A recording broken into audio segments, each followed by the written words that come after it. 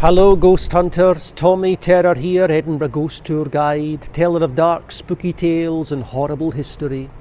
We all love watching these TV shows where the police use forensic science to catch the killer, but how did they do this in the dim and distant past without that kind of scientific information? Well, sometimes they relied on weird superstitions such as the ordeal by touch. And today's story is one of murder, superstition and gruesome execution at the World's End Close in Edinburgh. So this is me standing inside the World's End Close. Let's have a look outside on the street. And it's called the World's End because for many years Edinburgh was a walled city. There was great big walls round the city, and there used to be a big gate to get in and out. This was called the Netherbow Port, and this gate used to stand just here on the street just there.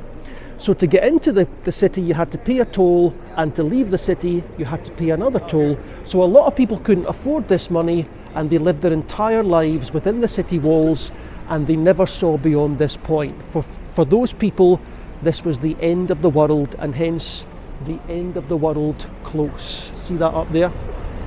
So in the year 1687, a man called Sir James Stansfield lived in a house here.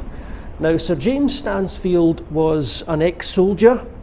He was a wealthy businessman. He had a woolen mill, and he was very well respected, but he had a son called Philip, who was a menace.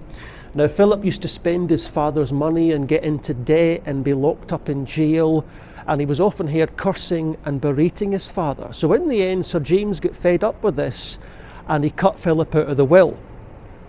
Sometime after this, Sir James' body was found lying face down in a pool of water near this area, and there was some suspicion that maybe Philip was involved in his father's death.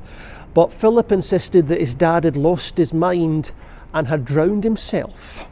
But an hour after the body was found, Philip was found removing valuables from his father's house, and he was even wearing the silver buckles that his father had been wearing on his boots when he died. So the authorities thought, well, maybe there's something going on here. Perhaps we should have a look at this body and examine it for signs of foul play.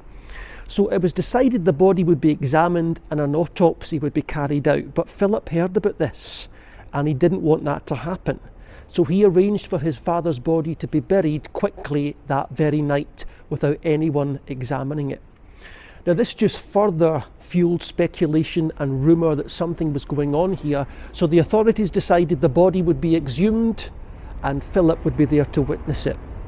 So a large crowd gathered to watch the body being taken out of the ground, and Philip was asked to help carry his father's body. But as soon as he laid his hand on the corpse, blood spurted from the neck.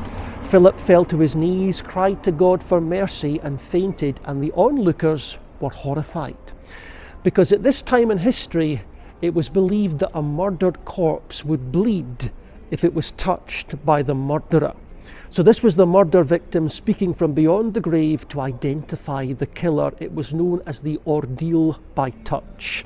So the authorities have specifically arranged for Philip to have to touch the body to put him through this ordeal by touch without him knowing it. And this was even something that was written about by King James VI and I in his book Demonology, all about witchcraft. So the fact that the corpse had bled was enough evidence to convict Philip of his father's murder. It was decided he had strangled his father and dumped the body in a pool as revenge for being cut out of the will.